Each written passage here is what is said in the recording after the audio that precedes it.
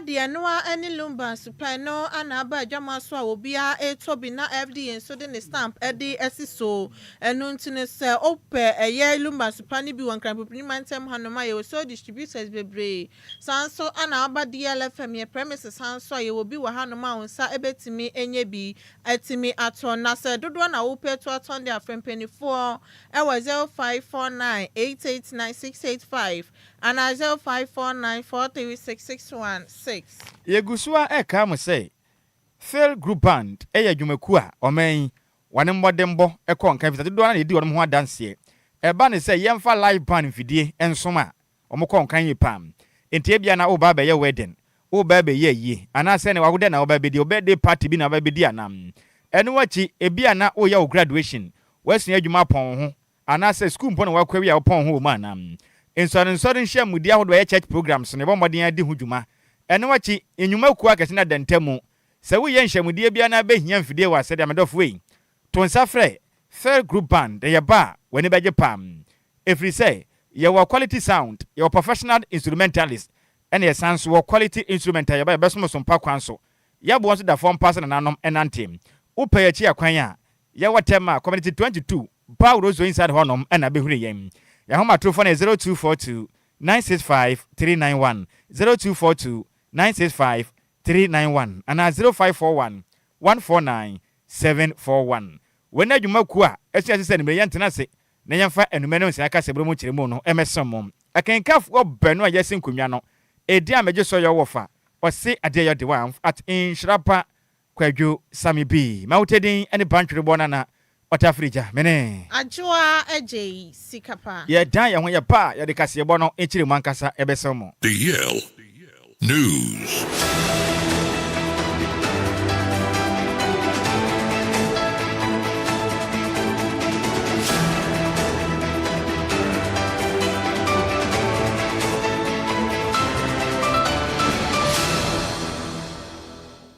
Yamamo akwaba afitu milike ndeshia yen ewo Facebook and YouTube na yemfa kasebo no enchiremu ankasa emfa ensomo ya sha kasebo na se e de free o Ghana ya sante mantemu Kumase na awrahosama efiri Kumase eba echiremu sen menhia ejato honom ema adehya mo ho aka no enya sem kumakura na akabirikitu abi okase otutu anamo na anamo kitu abi pe na waduru menhia ahimfia awro sema ese no enya sem kumakura na enka ne chiremu sen eja ne hyase wo bra na ewia dumienu agbapa ho semaduasa ewo na ye wode ya osana bosima yune toso aduenu ewo mfempemienu ne adunu nsiamu a chese ne ehyase wo dan ba kum na dan a eya apartment eboso bebrebe buru be ya aduanan eja na atumi ahye mu ba kum pode tu ba kum a emoja pade nya ne nyina da etimi ahyedwo brekra na otumja adwumaye kuro mante me kire Ghana National Fire Service adwumakuo no mante no womba mmode kwayi adwumaden a enya semikuma kura wanom koye no na jese mfide no kodumja no omuhu se da bi ejana no wadene na ba ko de ntumi mu akwa mmode akofa bi kan wenne omatumi adumja na asomje mapa etimi abam na emperefo kirem se yemfa ntumanim samna ye ne wo kasei enye da mmode atuma hwehwemu ehunu se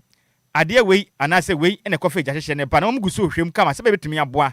na omahunu de kode pot ye kofa eja yi etimi edebayem na ACFO2 Amos Apan Ashanti Regional Deputy Fire Commander akase kirem se ejane de ewudi ade no so pa na sanye otumija adwumaye kuro mante ne gira mo na so bo adwumaden a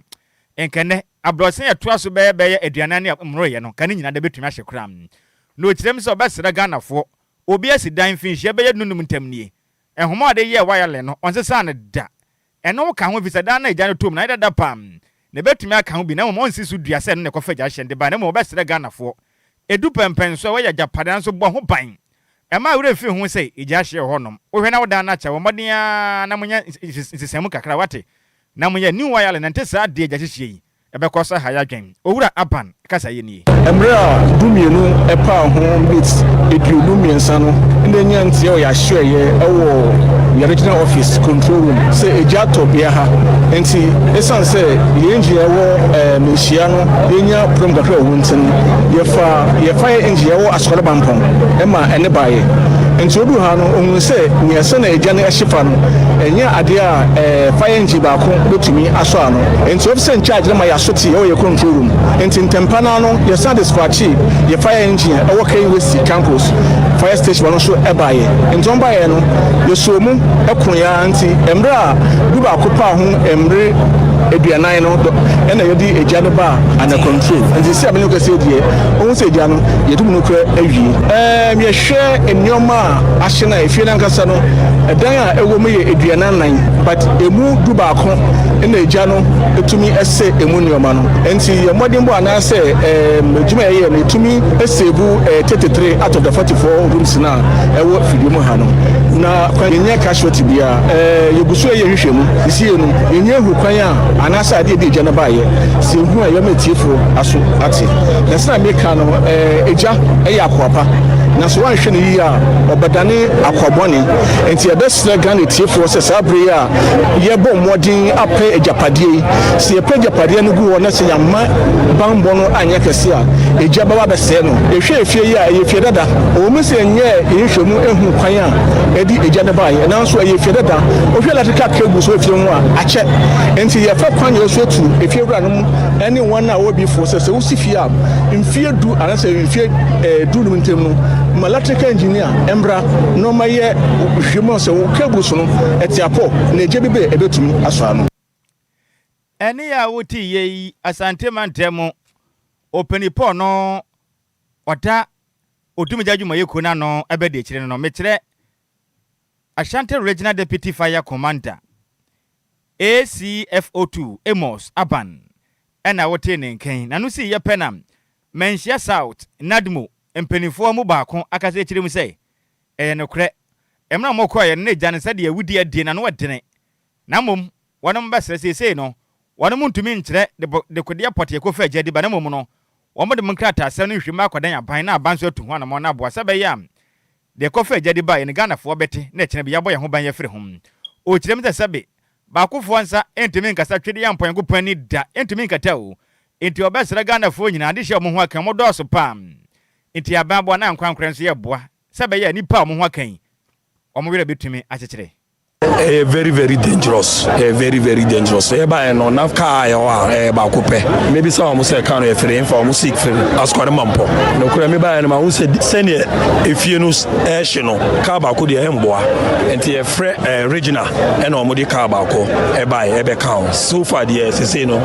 me say aba from kakra. Okay. But still almost say this o mo akọ inside na o mo hu de e koso. Say the ba no senior still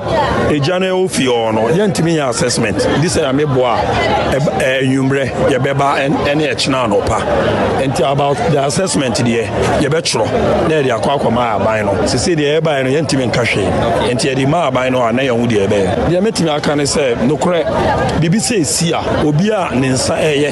mesro wa chese ombre ho na wonso na omboa bi because aban no oba ye assessment nokore wi anya ni na otimi ye ebi anso obeyen so a ebe take it time 2 to 3 months ansana odi bibi aba and the odi ba no enye ni na na ebe so because who sha if you dey so nipa o mo fie no o mu do so aba be ni de o sha roofing sheet no ina ahye na ya hwe the chest aba betimi aye bet so wo fie a onsa ya wo so betimi aba ho na aba be boa o ya me hira wo boa o ma Yankopon obehira o pa ene a wuti ye obo adwumaden se Menhia aso hwe atoye nchem adwumadie nhye so emu pani ba ko na numere yi wote ne nkan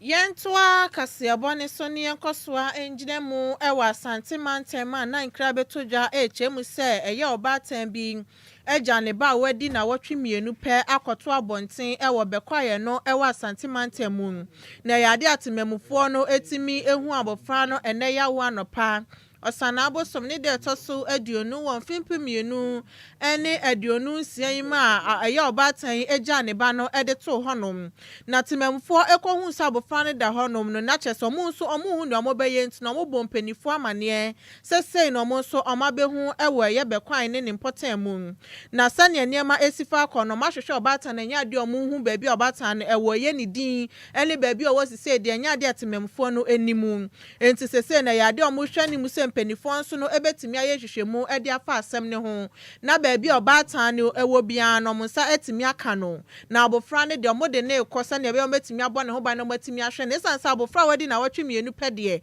ade nti na otimi gya ne to abonten sa abofra bi se de ya na ohia aduane obedi ohia so obi be wo ne ho no wagya na to abonten se ha adwentememfo no omo ho adwira mu ye papa pa no mo sanso akasa echemu se eya ade eye information hodo an penifo hia ni na ebeboa mo matimi ho ehu obatan no omo nso no ebeboa nti abofra na makese ya na ode atoso no in fact enu enyan endo ba kuksi kasoa ena enenso akopiem okumase be kwai market fa abofra de twem ba ku bi na ye hwede ekro abofra otom no sie pa o kama pa o hwe ohu ena wakoje na to ba bi abemu kama pa eye dase ena wakoje na to no nti eje to akra no ne je de kumase abofra ye je na to bolem dasbin mu no bi so akoje na de ato be kwai wo kumase tesi akra ne kumase ye competition e won semone de hu say the beef re bi me na me ka kire we are really beefing pa because said ye kona no wadene ye bone wa ha na ye de bia kukumase na mo so aye wo so ya na yesum si enua no ye no ma na ye kona ba nse o man ga ne nkura kase ye na ye mienu akra ne kumase nti egusu a nti ye nyere bia be fine ye nto akase bo no so na me ka say yo so fo no man Ghana odayen ahone ne ensem anon Mechile Minister for Energy and Green Transition oniminya for Dr. John Agyei Sikapa akase chirem sem Ghana mampeni yan papa John Dramani Mahama bayi dwumade ode agu akwam ne yade konkan yi pa menne aso ahwe oman Ghana ho ne nsensem so no no mo de kapa efri say na oman ye wankwankra hodo bia ho ne nsensem a eno ma ye nsaka nyinam kanea no wano na omoya ho adwuma na omo akoton e de akakoma so ehwe yenyinam kanea so ECG na omo so de bia ma ye fiefie mu na ade am o kire ma ne ye de kapa papa na nso na nhyehyɛ pa omo de gu akwan mu nti omo atua eka sikabotene 1.4 billion US dollars ama sesei eka de Ghana fo komu efa aye enyinam kanea sensem ho no eso gusu atea na ATM wasaka ze kire msem enam hye pa ba de gu akwan mu ntene omanya timi anya sikabotene 500 million US topable mania eno beboa pa menne ya na ho ne nsensem se ye pagam from ade agumfide ma yensa kan nyinam kanea ye pafango e de agumfide ma yensa kan nyinam kanea ye ni ho haw ye besa bi pa ban na badwumaden ye pam ode nsem do tudwa ene ya wadai osana boss me de taso aduonum e wo mfempem ye ni aduonu ensiemu a emra na one omom ka biegum mechire independent power producers IPPS edin command wo kire mi sem wo mi na hyehye pa abani gusu a obo no wahwe hu ni sei o my Ghana de eba ho ne ho sensem a enne na bo ma sebe enipa tumi ye adwuma ma o man yenya sika ene to agye di no wo mekọ sai mo fam de o mebi abo ma Ghana ho de ne ho sensem ne ma konkan e de ama o man of such national importance, and I congratulate you most warmly on this significant milestone. Let me use this occasion to reiterate without equivocation government's full support for the Commission and its statutory mandate. I may tell you some secrets. I was spokesperson to then Vice President John Dramani Mahama, and the PRC was struggling financially. And I know what Nanaya encoded to ensure that you get the money that you are getting today to complete this building. It wasn't easy. We had to go through a lot of consultation, consensus building. Government has taken decisive steps to restore financial viability, stability, and confidence in the sector. We have so far cleared about $1.47 billion in legacy, substantially from liquid fuels to gas-fired thermal plants. In 1 year, we saved $500 million from import substitution, moving from liquid fuels to gas. And that is quite significant. Enuachi enonumnyamfo John Dr. Agyei Sikapa etwa ne kasa so no kire misem yamfa to Ghana fo anim efise Ghana fo bekaya na eye kita won sabo so de to so de no nkrom e won fempem ye na de no nsiamu na ene oman Ghana esumduru ye oman nyina ene mpenefo kire misem ne hye pa agu akwan bo modern aso ano ne manim ya ye beka ne say temporary measures efise o ha na apa no enya de betumi aso ano da krope efise ka se be ya agese bosumi nsia ntem ansa na yetumi aso ano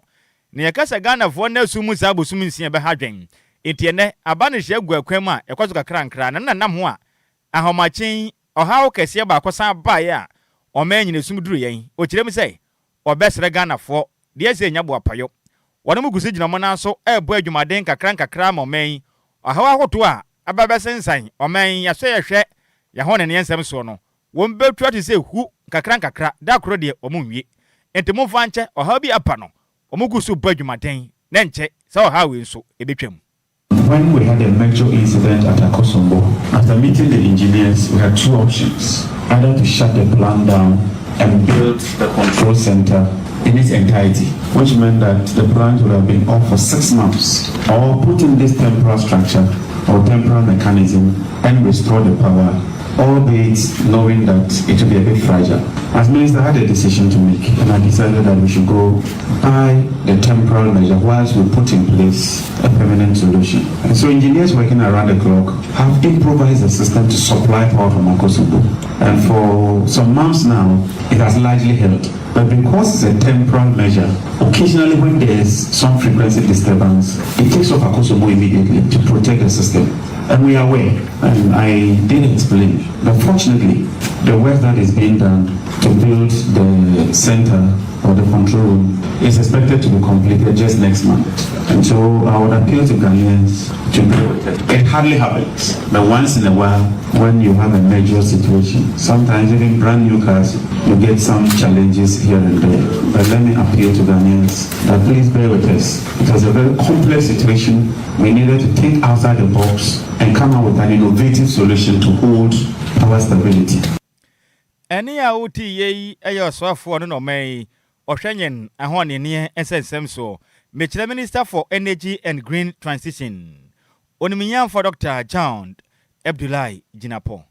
Yentua kasiabone so na Ghana Education Service for Action Watchman mienu asan yomo Bolegatanga Girls Senior High School mususu se dia watchman mienu ato special needs student bako emuna na sa watchman mienu dia sese no modi omo akoma police for omobua ama hwehwemu nso no etimi akoso na GS kasemu ana ochie musa abofra ne cramp na dia ode dro so a wonu medro no na sa no esi ye no nam so ma yawe no esama ni musu a omode ne ko yaresabia na omo kire se bibi se ana etimi akoso ama GS fon so ede sa watchman mienu ede akoma police for so momodin ahwen se nhwehwemu ebetimi akoso na ye statement ebeto oja GS so ne ya wo sanabo somen ne de toso aduonu won fimpim mienu ni aduonu nsia imu ana omo kire so mbebo momodin ahwen se nhwehwemu ahudro ni na no ebetimi akoso na ne ebefiri nhwehwemu ni mu aba no ana ebekire de omo so no ebetimi ede aye watchman mienu no ede GS code of conduct so ana Ghana mra no se ne ebekire no se nhwehwemu ne ba na ampasa watchman mienu no sa bone no ana omadidi ya de omo so no ebe se mra no so no eni omubedi ye papa na omo ba chechefo ne kokoso omo momodi anya adwuma nimdi omo wo adwuma ne ho ne no ana omo mfanya bibia e wo school of professionalism na wo se timi ekoso no omo hwe sa ho ban bo won se betimi akoso ye na omo so ani onyam ani school fo ni onyam nina no etimi akoso ye na omo sre awofo ene timemfo nina so omo bo mo homoden na omo be bo modin aye nhwehwemu e de afa asem na ne ebeba bia so no ade omo be de ba betu dwase ne ebe ya awofo ne timemfo ne so no ebehu ne eko enti akyerɛkyerɛfo ne maaya ne bidida no na security guards a mo school ho no se bia watchmanfo no so omo so ewe nkwala ne bi school ho si Ghana no sembone na doso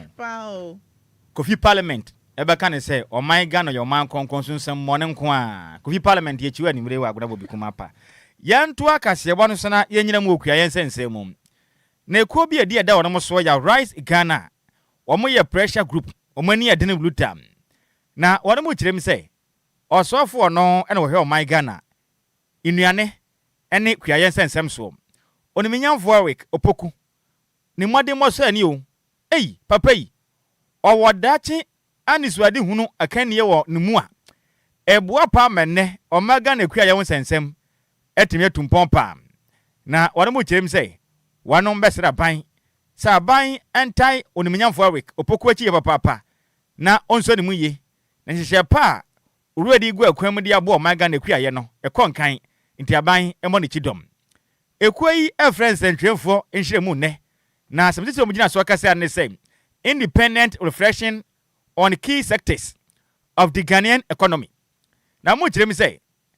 the Food and Agriculture Ministry on the spotlight enti ye kanuane ene kuaye womo kana na toso a ahyerempam na ekuo no openipo da ekuo na no the day ade dramani salom eye zramado na wakasa kirem say obesre Ghana mampani say omo ne homoden a no mfa na ni koti awisie onfendi oniminyamfo Eric opokwachi papa pese ne dwumadi a wode ne ade a ekonka ne yankasa na wone mu kirem say wo hwehyehyɛ pa already agu akwamde boa Ghana kuaye a eyade eye pa enti ombesra ban enkabe yempo ankomen yanya mra hyehyɛ sononku bi emeta hom sebe hyehyɛ pa oniminyamfo Eric opokudi agu akwamu no aban bi aba obetumi afaso na etumi abona Ghana kuaye akọ enkanen wone mu kirem say ade ba kwa hyetu oman ni say aban baba aban beko hyehyɛ pa aban bi ye no aban bi bepe osala talata mwemwen memfa anya hwe ni watwadwa aba ne sa pe na Ghana ni kuani na wohunu amanem nti ombesere ni pipa sa hyehyɛ pa ne oniminyamfo Eric opokudi agu akwamu de Ghana aban ene mahwebadwafo nyam na ntintim mra bi a ekonka ne meta ho yipam sebe ya abase sempo aba hofra beba no obetimi ato aso oniminyamfo Salom eye azramado ekirem say yamfanto Ghana fo anim say hyehyɛ pa empenifo de kwa no beboa nti se mahwebadwafo wo modea kwa hyehyɛ pa de fa hom na aban tumi man sika obetumi ne ama hyehyɛ we nyina dimu de a Ghana akuafo botom be ye de ne beboa ma Ghana kuaye nso atumi agidin wo wiase amansa nyina. We acknowledge that the Honorable Eric Opoku assumed leadership of the ministry at a time when Ghana's agricultural sector requires significant structural transformation. We dare say his visionary leadership is turning things round. The intentional actions to translate policy commitment into measurable improvements in the lives of farmers, consumers, and the economy is highly commendable. While at it, we believe that more must be done to institutionalize these reforms beyond individual political administrations. Ghana has witnessed several agricultural initiatives under successive governments. The recurring challenge has been continuity, evaluation, and sustainability. The reforms currently being implemented by the Honorable Minister, Eric Opoku, must therefore be supported by legislation, if not yet done. Institutional systems, reliable financing, and measurable performance indicators. Eno wachi ena Rise Ghana ekuo no ekirem say wanom besre oswafo a ono no wo oman Ghana yekua yeso oniminyamfo Eric Opoku say omo sra ne papa apa hyehyɛ pa ode agu akwamu no omo ne ho moden say obetimi edne nyina gu nkrata so na oman Ghana mpanifo nyina hunu bie na oman mpanifo etimi abam na kua yetimi akonkanen na wanom kirem say omo wana montuo pi ne hyehyɛ ya omo so pese enkodiminyamfo na hwe oman Ghana yekua yeso obepene de a anka onfa ne dwuma ne mo Ghana kua ye ho sensem enkonkanen ekwayi kyem se de di kan nie ene afibia ntem onfa ntintim krata na onfa hyehyɛ pamfa mra ne mo Ghana kua ne kua ye no entumi ntompom ene wachi nso omma ne ho moden sɛ anya hwe kura mpo no odina ni kotu awisie ebedi Ghana kua ye hyehyɛ ye so papa pe ene a transparent monitoring system ene kua ye hyehyɛ ye no onfa ni kotu awisie mfa ni akire sɛ ekosen anase ekosen ene wachi nso akuafo no nkuntabo ma na ni no mo agye papa na mo no hu ni sɛ edu ba bia nimpa bia sabe adodode a no nsanka enso no manya adwuma bia mu akua no mo gidi pete mo amen na akuafo ndo koma kwata eno so mo manyi kura eba ne sempo a ebu akuafo no abam mesa eye dramani ekirem sɛ obesre oswafo sɛ mo no ho moden sɛ insu ade pete no baye so no oma ye ntretrem na enye dams ne bebre na kuani bi oye nnwuma akese no eye kua akese no ne nsanka bi ne du pelo atuma pete no baye so kama ne ndabaye no etumi aso na bribram o kirem nso a edu ba bia na akuafo ahia sika eda ye won dwatire won mo nsanka da eba ne sa so ha dwen intedu ba bi na akuafo ne pebosia omo omode am ahonom na mo nsaka bosia nsehunu be yakuma bi na na etumi aboma akuafo etuma nya sika eda ye adwuma akuaye ekonkanen titi no mo ye akuaye no nkuma mu ene adantamum wasaka ze kirem se edu ba bi akuafo nya tofo kuani emo na aka sen so bayire ye nya tofo ebro ye nya tofo no so ha dwen Untama no homo de zebetuma part of a wo mbotom yetu.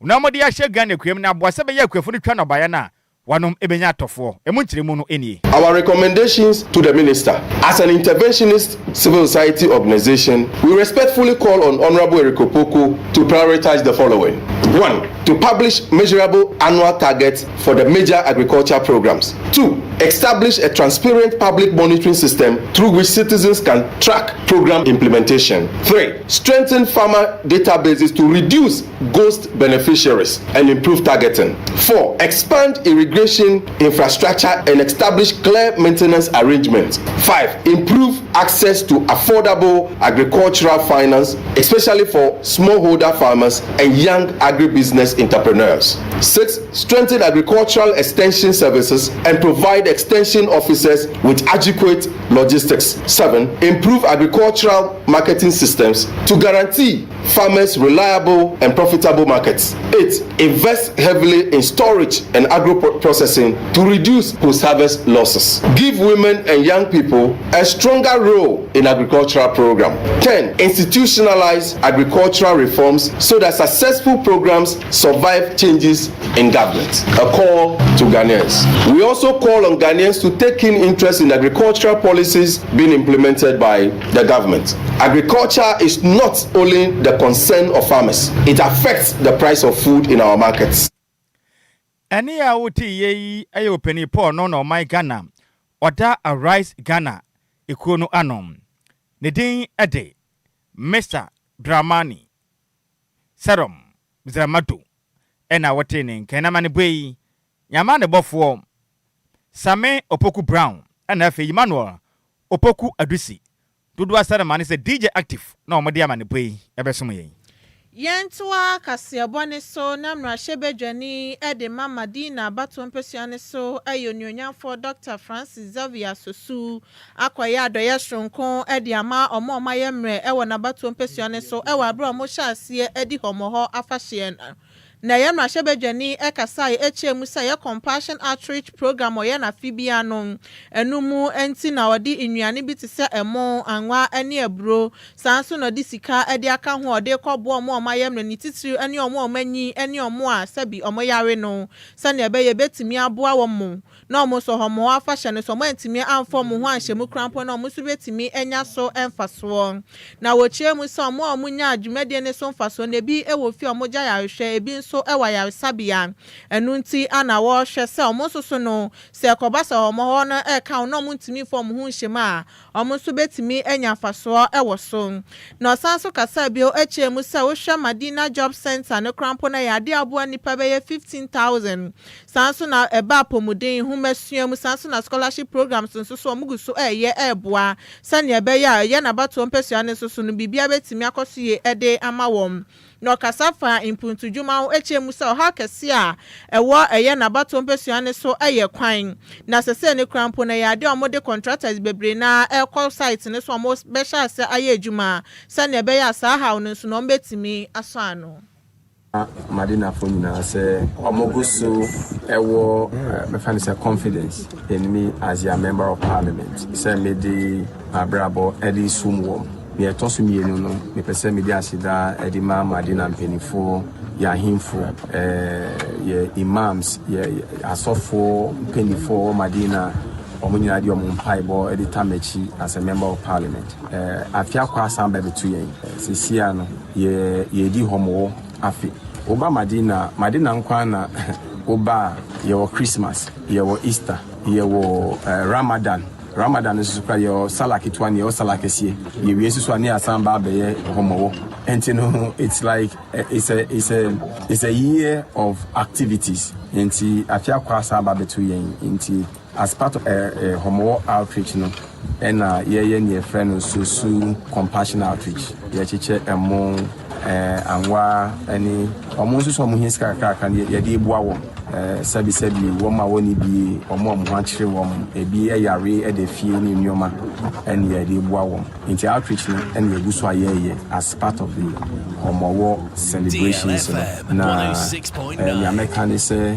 as a leader and as a member of parliament Edima Madina constituency ni die. Ni ameye bia me de beboa ama Madina konkan no meguso na maye.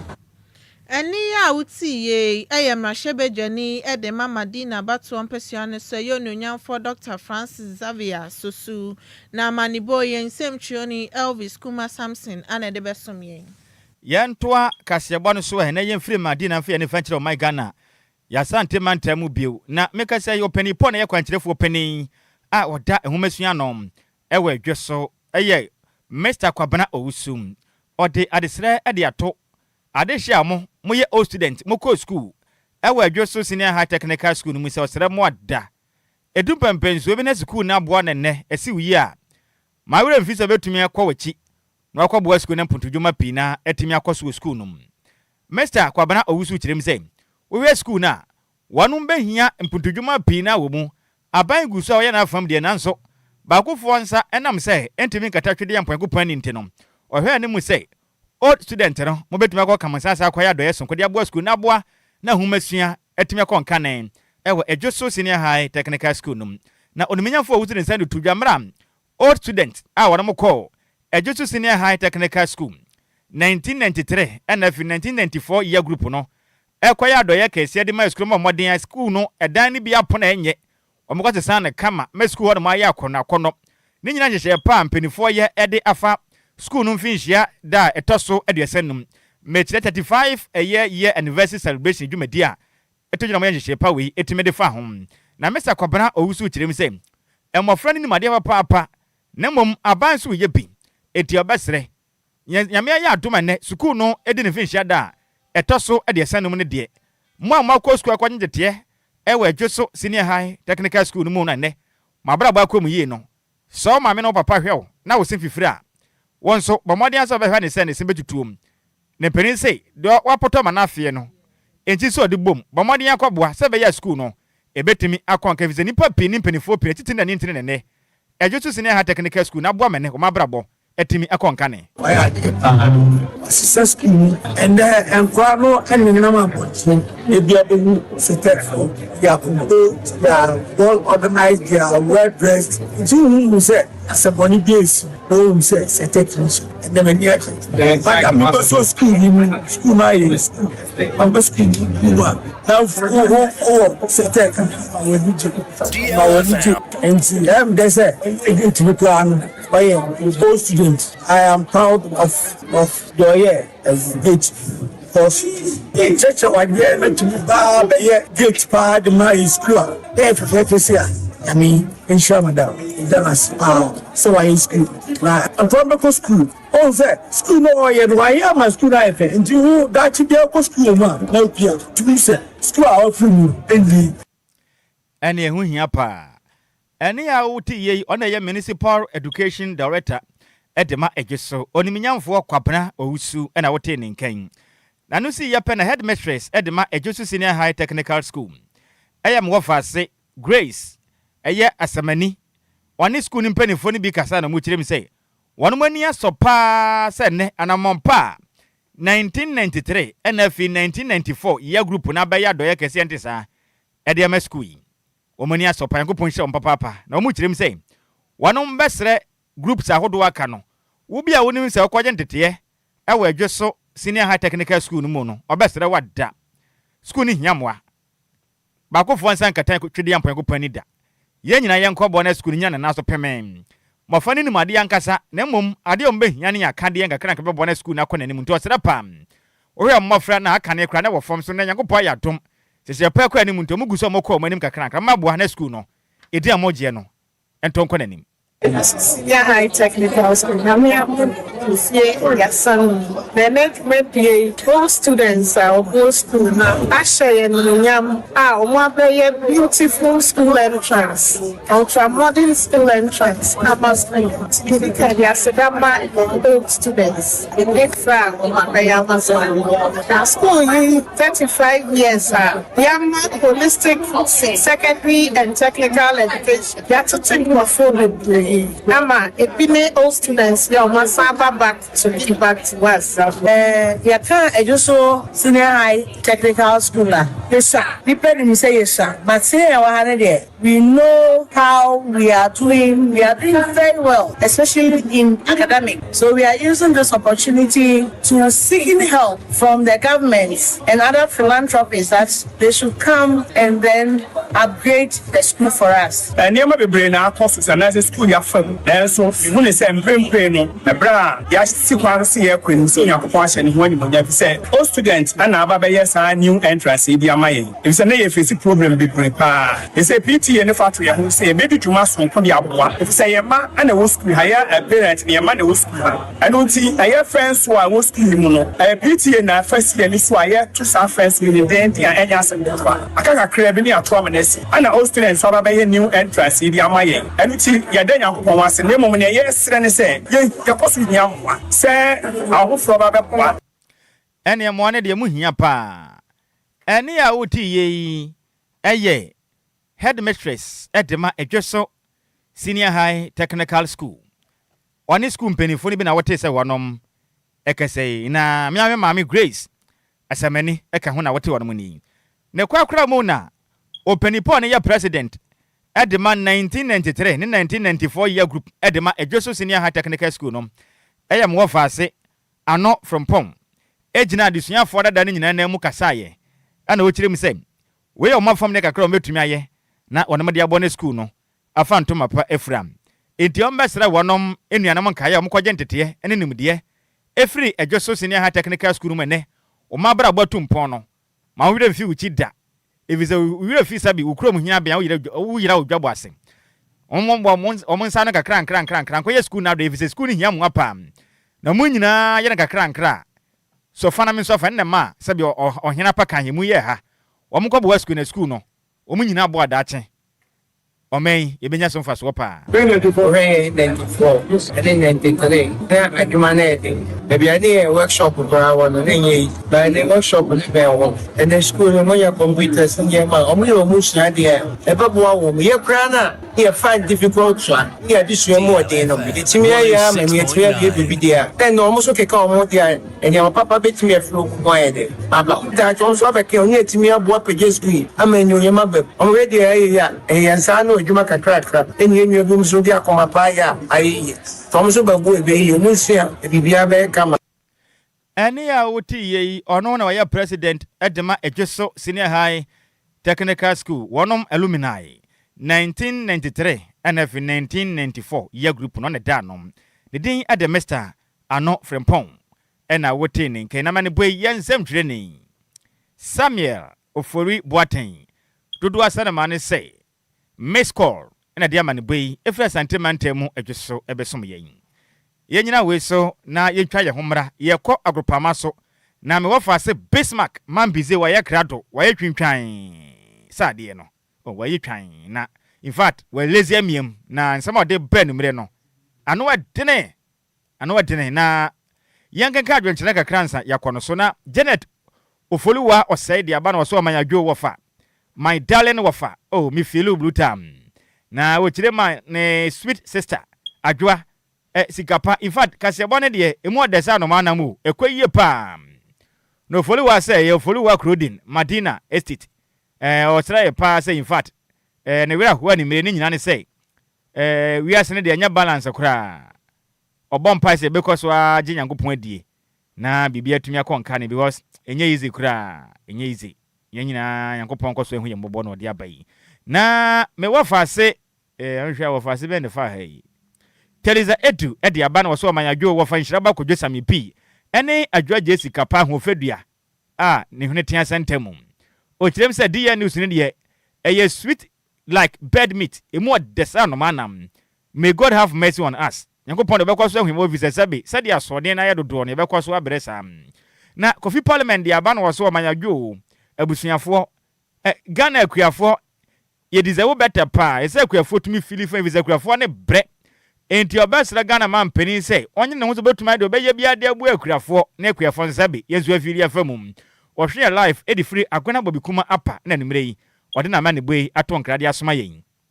say yene ya no wa yenka na Ghana fonte na me wafa se Sandra Beka de aba na so ma Adjoa Dear News o hwe live edit free time free zone Texas News papa Lumba nsupanso age babia odnencha kese ma Mrs Plesra Fusu otobroni papa bi in fact odone brutam na odnencha kese ma precious fans of Dear especially Mama Cassandra odo bruta enmre ode aka hom na eyewitness multimedia Ghana me wafa se na adwempa hene odi asempa the second or say in fact honorable Eric Opoku a food and a Greek minister or Badjumadin papa the senti Ghana for nyina nta akire pa na oguso ye adwumaden na ya wanwade edibo mas wacheche eye fertilizers pd ma Ghana for kwa enekua ye ekon kan wo mayimum na me wafa se ne den master plan junior kentampo de aba na okire msem oye communication officer de ma MPP ma yoku no wa kentampo north na okire msem MPP can only win power if we vote for good leadership to lead the party to the okano MPP mbotuma niku na moto amani pa sabi omosafata no mo akani honhoma betuma mama yuku no masan edinkwenim o chemse Hajia Safia Mohammed is the best candidate to lead the National Women's Wing for MPP to secure victory in 2028. Delegate, please let us vote for her massively. Me wafa say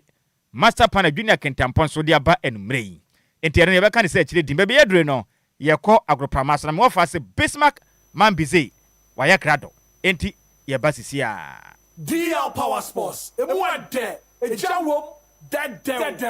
DL Power Sports on DLFM 106.9. Wafa se Bismarck Mambiza ya krado yankwa ne nchen na onfa agropamaso ensema hodo an saka ode beso me kasebo no so no onfa nsome ya numre wafa se in fact ende nye easy kura o utumi se ahode ne nhede ne wona so Ghana man ho donti no ogusu abadwumaden wadre in fact e konka ne na se de waka ne gopo ya atoma next week Friday haso folk ne kotoko apaye bedwa aka se kuruwa ne de ekokuma se ne de kofa bankran hu hia Bismarck boko de ofa nhaba nyame adom bibia boko so o nyame adom this ya utinity say o kakra this ya so what pass on ena mi hunu mitiri nso kura o miti se mitiri mo hyehime mi mini mu nyina ya me hene me bro ado akodi bibia na da bi se anopakoko bi ade bra mi amenom ye no se mi nim zo mo de abonsam ta Friday a me bre pa koko ni so de manfamfa ba bia o na den se o de se do you am me am say yade na aba se won se wote be me te yade so yade sometimes obi ta agbo wana se tie na ye oben wa utumi heli bi enti you person o che helable enti you person o che se me person me joy dis tiale na same me bre pa nyame se me nka kura nche o den uti na power na kata no miti no ese kata na ye hya ase ya me minim keka me saa na fi miti ame masa me ni nyina prusu whether we dey kata na o man ho do nti no nya saa nka saa mre nka masra kwan kura ma yesen ka wofa ka madakra na so benden adwuma yesef na has na kotoko match na ebeba so oh yes democracy cup ebeba so democracy kabinam ka bikuruwa sasa ne beka na twi yes kabinam ka bikuruwa fine park no so de nya kabi ma min kabi asemu sasa ese ya adwenkyere se ko bobia na hasu abobi se ba ko fo tumi mo ni nyina nti adwenkyere match na ye bo no ba ha ne hasu fuku beje se oni mi se Benjamin Asale de Okana number 1 goalkeeper say ye hono wana meboa oh yes agbasi nso ye hase ni na agbasi ma ton na so da so me tese so kwa South Africa mama ne nko agbasi a obekọ South Africa dey mwa because no you good me hu say agbasi no so mama the time kra no obeye better cross in Benjamin Asare I'm telling you so mama the time underline that word agbasi ye good goalkeeper Benjamin Asare ye good na mama ya ma agbasi time obetime developer be ye adwumade am men omo fa ne kwa South Africa mbe ton na dey shouldn't be South Africa agbasi ndo ye good pa nti ebre ne kwadada ohun de menya na wuwi a enkoma nketenkete wa akira de baba nti kajagum mate right abusan me mo akwa ba kwan so koso kremra deal 106.9 mega so emraso agudi emu nsem papa de sumu dwumadi kase suwe no eyade e kan sen meno nse kase asujwa wate nyina ofa Nhyiraba Kwadwo Sammy bi sanso a ana baba so no Adjoa Agyei Sikapa senwama sinkonya de ade e kan sen meno nse kase no enso sumu nwumadi Adjoa Agyei Sikapa as a gift change pa as wono so tie bia timi da mama de ma se kwanka brutanti ya na Adjoa Agyei Sikapa se sense ene wadwini nua bema oba kufo wondidi Adjoa didi bia okame enti Adjoa yenda wasena babi atuno yera agude mu nsema na ba nwume ma menkamfu Lumba supa enso so entimi amfama isanse nsunwanwa so a abadwama so ba bia befa bia no obi anso atimi agye atuma ne ba bia befa bia bia enso ebubwa bia na se yedidi adwuma no eya Lumba supa nwuma dama ana yagime yede agude mu nsem no enso so etimi ade bro na enwume etran sei dia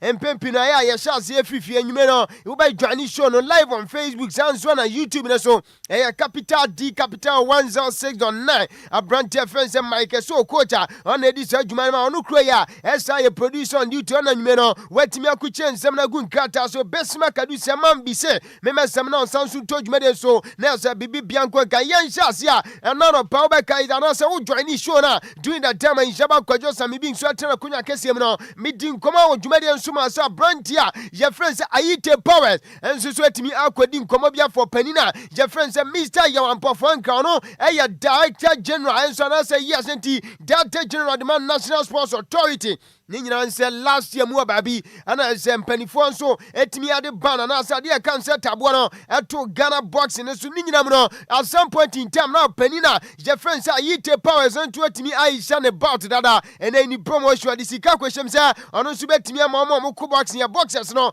enso etimi akwacho mo powers ni ade ho obeka at some point in time brand ya je friends baw bali enso timi kwaku bout bi ama brand nso timi dani benkum so wuye enso se after so kosa about we no enam so bi dem panifo nso timi de bout na sempo no ade e kan se tabo eto boxing so e wo kromu a entimi no ka se de ayite powers nisi kana kam oni babi a okwaje se as to say obekwa akwaje ni sika IMC o ana se ministry ana se mpono ade e kan se NS o no e na akwa atwuma mentwe se every time bia no be from Mr. Yampofo Ankam no ka se oya Director General de mark ade e kan se National Sports Authority na se wototo won na ochina na se asa na se empempi no Yampofo Ankam so de ya ayite powers na mso bi ana se no okotwe camera scene so no de video chenche bi ba monten say abrante anaso panina your friends say Yampofo Ankam wo be shoot no wo de yenti ayite powers enkomodi. It's only your name I will call. The sports minister, Mr. Kofi Adams, I won't call his name because when the thing will happen, I go and see the minister. And one way to my promotion, when this thing will happen, I heard that you are coming to band bossing. I went to the minister and the minister said, Mr. Powers, I don't know what you are talking about. Go and see Ampofu. Go and see Ampofu. And I came to you. Ampofu, I came to you and you said no. It's not that you are coming to band bossing, but you are coming to arrange bossing. Mr. Ampofu,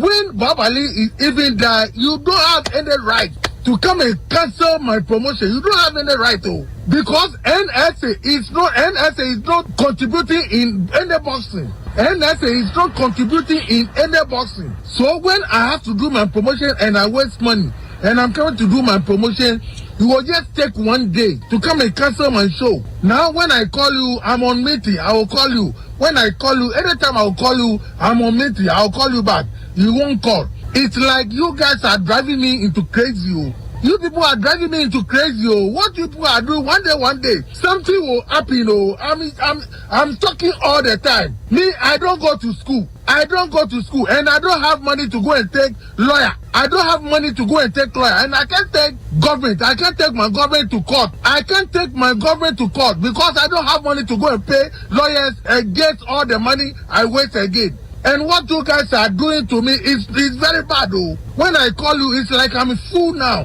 I'm fool. When I call you, I will call you. That means you people, that call from above is not the president. You're unpowerful. What you told me call from above, that call from above is not the president. It's Excellency of Dodoni Mama. That call is not from the president. So the person who just called to cancel my show can't pay my money back to me. And all the time I'm talking.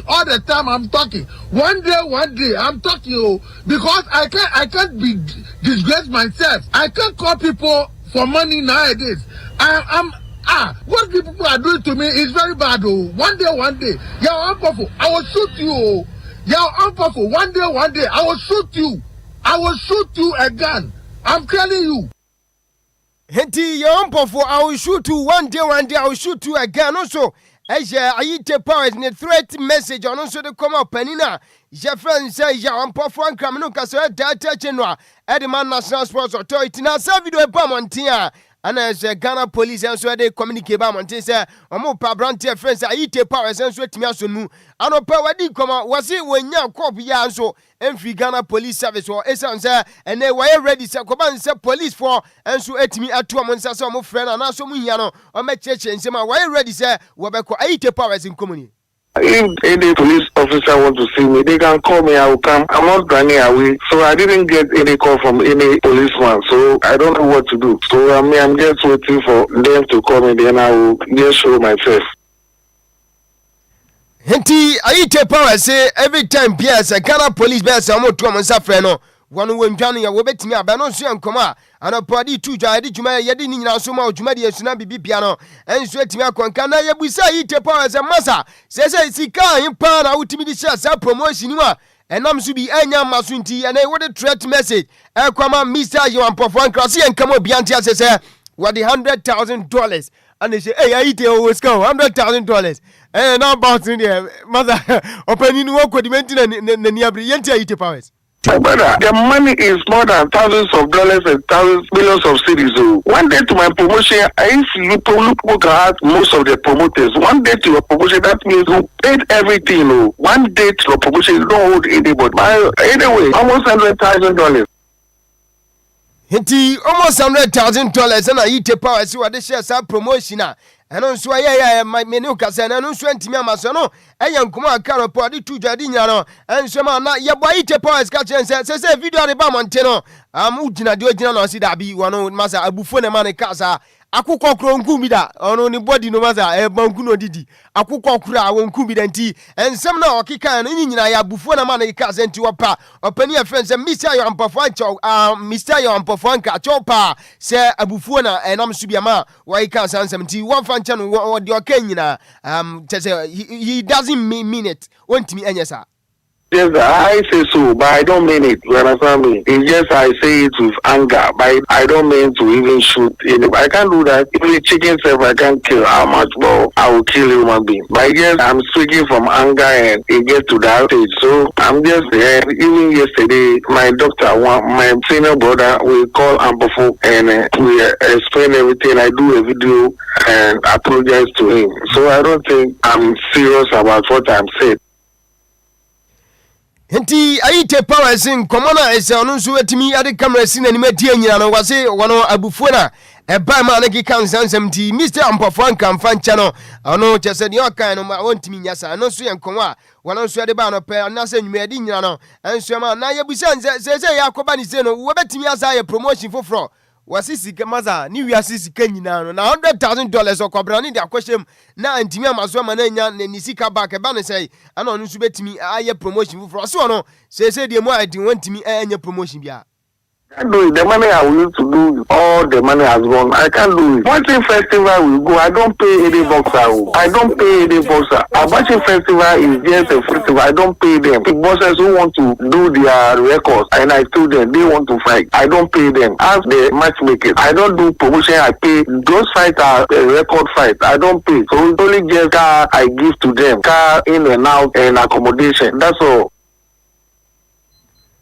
Wey yite powers in common nso edi ya wasan sena no anu ada na se no ayeto dwa no pa nwume no yede sam komo nyina no atu dwa na ukopie man so wa pram dia e na 32nd annual congress GFN ne mpanifo enso etimi ade hihye so na after the congress ni bawie ne nkomo dodo na ana no nso etimi eba montimi no kasa do panina jefen sai cat adwensi monokraku eya GFA president no na odwumade na senei wono nso edi nkomo dodo na ose season aye bewuram no ene Ghana Premier League teams no obia benya 1 million Ghana cedi yan start league ne kura eya sika ye de ma clubs ni nyina ndi 18 clubs na wamo ebebo Ghana Premier League no obia ebenya 1 million Ghana cedi afei last season 9.5 million Ghana cedi e kan na no so obia nso nsabeka ana afei mpono this season and as the season I start 2026-2027 campaign no ekoba ne se woje league na eye 3 million Ghana cedi ana obeje keto krekun komodie ni. Our commitment, like I said, is very clear. We will continue our investment drive in the domestic game. You have seen our commitment in the GPL, and I have said again, I've seen a lot of misrepresentations in the media space. We are going to give each Premier League club 1 million Ghana cedis for this season. I have also said here that the prize money for last season, which is 9.5 million, will be paid. And I've also said here that the winner of the upcoming season will take home 3 million Ghana cedis.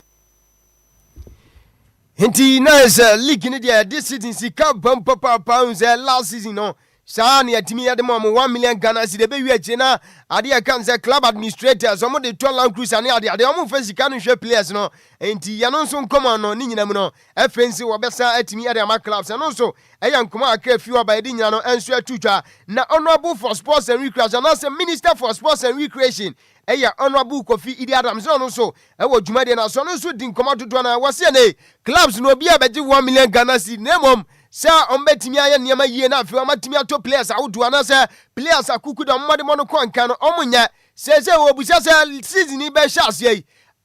players na sa clubs no player be pa ana mu project na sa club bi ade kwa ene fans nso betimi akwa stadium so mo kwahwe no at some point in time ubenya obi ti say Charles at some point Taylor dodo na friend de terror afei unya dombote opani a friend Ishimelato ana Steven Odru tiko mu nyina no mo Ghana Premier League nenei ekoba nse fans nso ekọ stadium utimi whatsapp players so character so ya na say uwo player akwahwa ne say Ghana Premier League ekoba nse ya start ya player be pa ana ya be hwe no league ni mu udi yenti ono abu minister nkomodi. And this matters because the strength of our domestic football system will ultimately reflect in the strength of our national teams. Yes, we should celebrate every Ghanaian excelling abroad, but we must never allow foreign-based talent to become an excuse for a weak domestic ecosystem. A strong league must produce players, coaches, referees,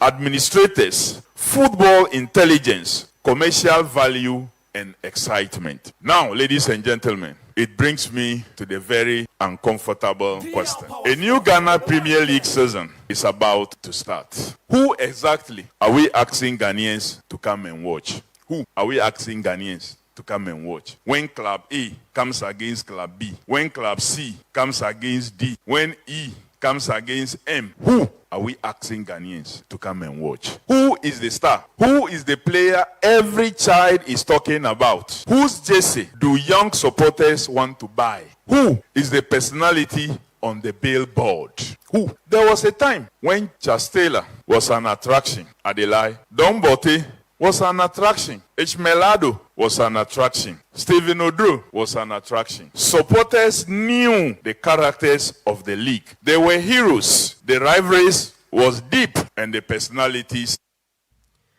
Henti Honorable Minister for Sports and Recreation Honorable Kofi Adams ono so nkoma ene wano so ekwadi Congress ne toja prampram anwade san nkoma nya no anso so atudwa no to so ka se nei sese a league no enso atimi akubibia ho no ehu benya se deliberate action na sempo no yemfa won boapaye pa yemfa ensiesie ye football no na chese bibibia nso nkonkan Honorable Minister nkoma odi yeni.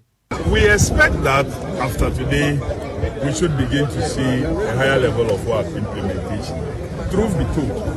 reviewing documents that have been developed, you will see that everything that we need to develop our football has been identified. Right from the grassroots, things we have been talking about, things you, the media, have been talking about, you have it, you see it on paper, that is it. But we need to be deliberate and start from somewhere. We may not be able to do everything at the same time. So we must all agree and say that, okay, we want to start from this side because of limited resources. So when we start there, let's focus on what it is that we are doing rather than be pointing to so many other things that are not being attended to yet. So when we are able to achieve that, we can move to the next. But mostly when you start doing something good at one area, you haven't completed. And then the cameras now, instead of focus.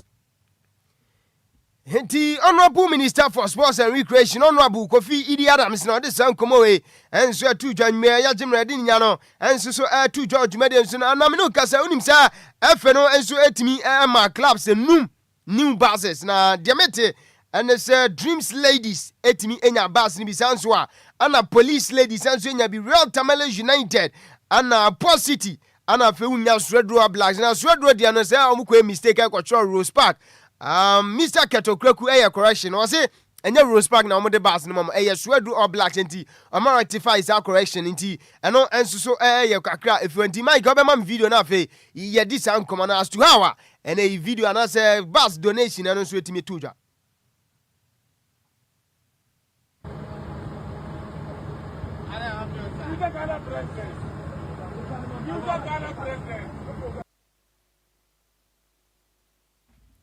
Henti wo join show no live on Facebook wo ba say yes buses na esisi wana nei yetimi abrand ama omunyina na ne wo ba say teams awodo a omonso nsa kambas nyina ne yatwe din so etimi aguani menei Dreams Ladies senya bi sanso na Police Ladies unya Real Tamale United Swedro All Blacks na Port City nti clubs enum we na nei yetimi ama new buses a anyime de san komano tuja na Black Queens unim say after say kwajigu ya Morocco after say omantimi anram enso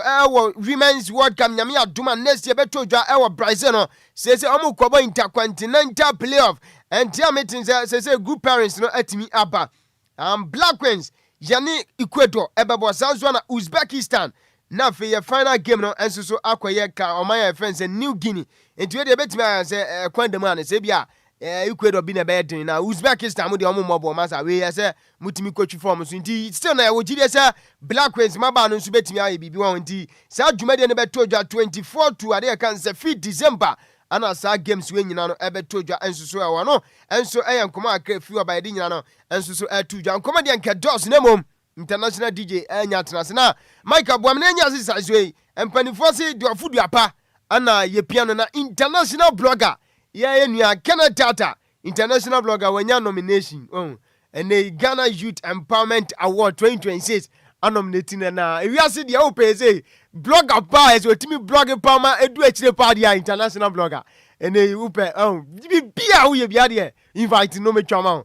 onya ba odwumadi ase o post bia 1 million views here ade and they wanya nomination Ghana Youth Empowerment Awards 2026 intia na mutie na eze wo pese oto abana tiawa ufa na no dial *920*266# vote ba ku bia one city we dey for pa anti e bia 200 Ghana bi tan city wetimi ato agu mama international blog anti international blog no da na say wo hwe nanim ase why quiet pa anti obadwuma de na senso a obetimi abadwuma anti Canada ana yenyina rally support ni behind me nti on this note agudemu nsema aboabo no nwumeni na no yam fancy na yenda Lumba super say abrano brand bia no mutimi kwam aso dwumade na asema na nei yetimi da agudemu nsema no bro ni emra nti no o kire no pe tra senso a oni da so mo bia dwumade na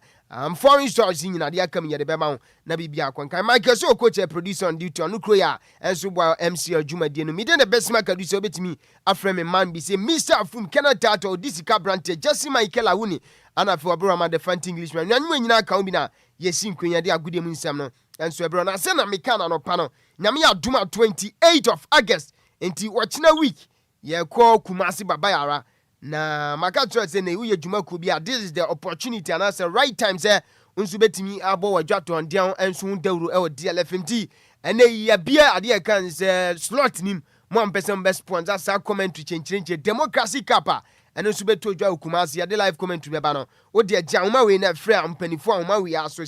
tiawa nice emra nso a na unsu so wetimi ayedai atimi abana unsu wetimi abe support na bibia nso atimi akwankan ti ahoma no eye 0555274757 0345274757 enti ubozo no aba 5 no miensa 274757 ti ahoma we ana wo frem panifo amsa ka o na ese matimi adinsa oso ne bibia enso akwankan ti on this note agure mu nsema aboabo nyina ne yemfansi mi just sam je back na afema cha miss Rita ana lajos de madie nyina o ye heavy pa ana mo sadik be ma yaw enso so e o madina manya ne tie so mo ne tadwumadie no enti wo fa yemfansi na se bibia kamu a ana sa adwoa onwum bi na bia ubetimi de gya ekwan na adwoa de komo ho se ena adwoa chame gift adwoa de nyame ya adoma echina matini se bo mid morning ana Israel be mana me bo mid morning peja microphone na Ghana for nte onkana ma Ghana for na capella kakra bi acapella on what oba bonyu makasa enyum ben nyabotre dialawa what say enye dialawa say but un say obi abo mid morning there we say so to nyum kakra what you promise enyum bia o kan say sana na kakra bi kra wehu voice to kama ehu hia voice kama what you say intermediate mesre bo modi anam o mum kakra bi wo de nyum bia de wa koma so me yi nyum ba kwa wonim Kofi Debra ye be pon be bo nyum na ma but wo yi nyum ba kwa de wa koma so na fa bie kwan mu to se chena jawle woman no wo me se o ntimi ma bibi ba ko mienu bi ntino pa de na echi wo na aba die chena ntino shata nyum na beto yenko yenti Ghana futi menya san na fi ba di fatis menya san ngina adwoachi se camera ne be peke mi the ways that my time when you talk about me I go shy my party no be only me where you dey try I gonna shatter wala be some different guy pussy G make a turn on the lights where we dey live for streets no be lies it be your woman so she love my style thank you oba me what fast no you good pa you good pa oh yeah you good na ni pa we wo mu na odi asie afi ba uhun se de kro ye eh mama say boy aburache in fact we de aburache openi ne baby boy Philippa afi ba what's it what fast me timi me sign what's it me sign oh we timi ababa eska kra na wo ho e ka de bi wo ho okay e ka wo ho international record label yeah record label order that woni management international records label okay then yes sound anye mi adwafo ni bi papa bi sika no ye ntua ne cedis ye tua ne euros Adjoa voice ben come ma make him promise on say on so two ba mesre be ma be wala Agyei Sikapa man on kere ne talent ne ma yen e be sere mo omo man nko event shata pia onko bi Kofi Kinata be taman jana man nko okwa ni nachi aden odi na chi sa na ontumi men Kofi kodwo asem ya okay me no nya adwene adwa yi se ono na watia na ase kra o eyi so be ma be ware ne be mbio openi he asem be nya abotre say no ben omo talent akese na ene be ma watumi develop yi be ma ne ben pia ontumi men sa obetwe kra na meka Kofi onwade ye Adjoa multi talented eti echina munya abotre mone mo fa ya de Adjoa odi asa openi ya abotre echina de obeti ne fie ne bi ni your friend me Dr. Ray on the beat na me tie Adjoa Agyei Sikapa your friend me Dr. Ray on the beat na me tie Adjoa Agyei Sikapa eti echina de ombeti no second one ni Dr. Ray T4 Dr. Ray T4 Dr. Ray me tie Adjoa Agyei Sikapa ewo DLFM 106.9 echire din enti Bismarck say what ye Adjoa multi talented say wahu de akro no yes enti etena monta mechuku na Miss Maple entry ahofedua I'm sure say wotie ye numre I'm very sure say wotie ye enti etena so appropriate so hu lie no yes because the capacity form sana in fact mpeni sebe yemfa ni kan nante so ka sa anwom no yemfa ni kan nante adwanzo otimia bibia na sese na ni kan enwuma ni nsi bone me say yemfa ni kan nante benyansafo na bichim kakama adafo yatama so Bismarck soroko we obre nyina na ehi no wo na te se once na soroko kra ye ne wa wie kra kase body de asemu semu for de Miss Mabel entwa ho fere na semu de ma yen na wie ye pere me wo fa se DJ Zigibin echinchim kase fere of edesoma ye say technical producer na mo fa se Michael se efiewura champion man himself ono na erefia franopa ewia ne animre nyina so okita ye ni odi apm o Facebook and YouTube makase bo no wenya bi ehwe ye DGF bane oyesuma kwa hene boye ho ba honhom ma yen akenkafo ne ye ben odi amege so ye wofa osi adaya de one at Nhyiraba Kwadwo Sammy B mautedin ane bantwere bona na otafri ja me ne mo wofa ase be kena obepopo ne nsa no Adjoa Agyei Sikapa na Adjoa Agyei say we nyum we no de prapre kwa yakopɔ ye atoma ode ma mo kena enti mu hyira no yakra mo